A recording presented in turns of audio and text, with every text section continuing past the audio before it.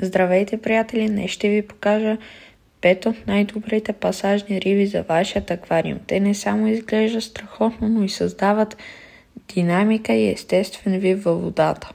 Ако сте нови в акваристиката, това видео е точно за вас. Ако съдържанието ви е полезно, абонирайте се за още видеа. Пасажните риби плуват в групи и се чувстват най-добре, когато са поне 6-10 броя заедно. Топ 5 пасажни риби. Номер 1. Неонови тетри. Едни от най-популярните изгрящи цветове, микролюбиви и лесни за отглеждане.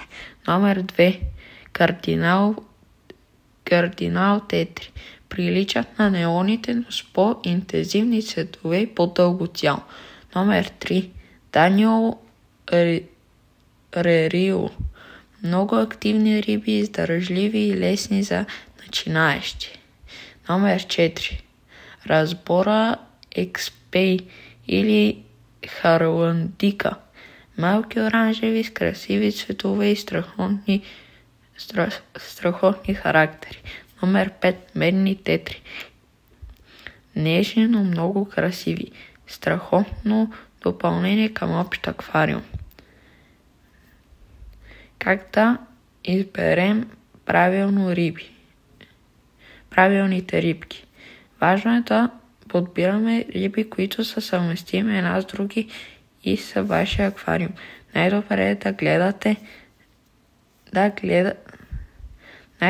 да се отгледа на групи. Минимум 6-8 рибки. Съвет за избор според литраж.